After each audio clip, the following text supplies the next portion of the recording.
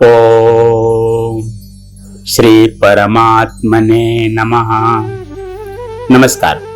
हांव शरद सावंत.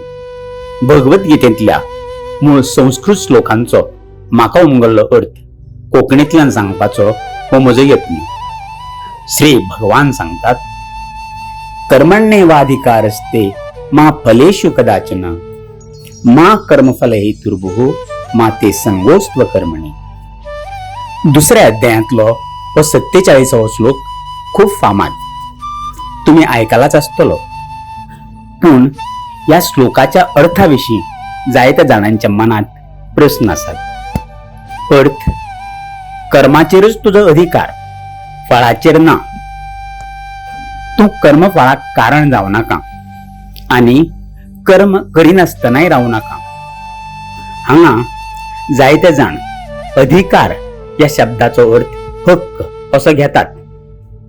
ताका लागून काम केल्या उपरांत प्राप्त जाल्ल्या फळाचेर आमचो हक्क ना, आमी ताचो उपभोग घेवप ना असे प्रश्न उपरासतात.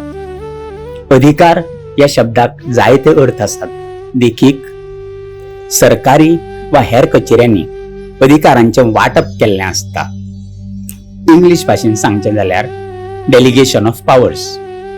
ठराविक कामा संबंधीचे निर्णय घेवपाचे अधिकार संबंधित कर्मचाऱ्यांक दितात. ते काम मंजूर करप ना करप आदी थारावप तांच्या हातांत असता. हांगा अधिकार म्हणजे निर्णय घेवपाचो अधिकार. आता होच अर्थ आमी श्लोकाक लावया. कर्मण्येवाधिकारस्ते, कर्माचेरच तुजो अधिकार. कर्म करप न करपच तुझ्या हातांत असा. मा फलेषु कदाचन, फळाचेर तुझो अधिकार ना. म्हणजेच कर्म केल्या उपरांत फळ मेळटलें काय मेळचें ना. मेळटलें जाल्यार कितें मेळटलें, केन्ना मेळटलें हें तुज्या हातांत ना. हांगा फळ प्राप्त जाल्यार ताचेर आमचो हक्क ना वा ताचो उपभोग आमी घेवप ना असो अर्थ जायना. हें जाणा जावन घेवंक जाय. श्री भगवान पुढे सांगतात, मा कर्मफल हेतुर्भुः, म्हणजे हें फळ प्राप्त जावपाक हांव कारण असो अहंभाव नाका. आणि मा ते संगोस्त्व कर्मणी, म्हणजे कर्म न करपाकडूनय कल नाका. फाटल्या फुडल्या श्लोकांचो संदर्भ घेतल्या उपरांत दिसता तें अशें: कर्म हे कर्मफळाचे ओढीन करचे न्हय. तो भगवंतच या विश्वाचो स्वामी अशी भावना दवरून म्हाका प्राप्त जाल्लें कर्तव्य कर्म म्हळ्यार करपाक योग्य कर्म हें त्या भगवंताचेंच कार्य अशें मानून पूर्ण श्रद्धेन, निष्ठेन आणि मनापासून करचें. फळाची चिंता करची न्हय. कर्म करतना कर्तेपणाचो भाव आसचो न्हय आणि कर्तव्य कर्म हे करूंकच जाय. हो श्लोक हांगा सोंपता. पूण कांय जाणांच्या मनात प्रश्न येवं येता. श्री भगवंतान मा फलेषु कदाचन अशें कित्याक म्हळां? हाचो सोद घेतल्यार 18व्या अध्यायांतल्या 14व्या श्लोकांत ताची जाप मेळटा. ह्या श्लोकांत श्री भगवान कसलेंय कार्य सफळ जावंक कितें कितें जाय हें सांगतात.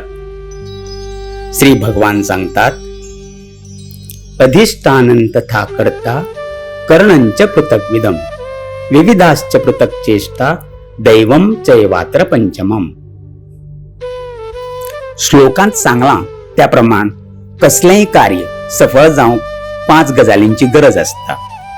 अधिष्ठानम म्हळ्यार एक स्थान, एक सुवात काम करपाक. कर्ता, कर्ता म्हळ्यार काम करपी.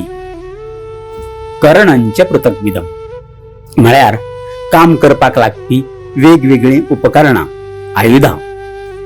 विविधाश्च पृथक् चेष्टा म्हळ्यार तें काम कशे रितीन करचें हाच्यो वेगवेगळ्यो रिती, कार्यपद्धती.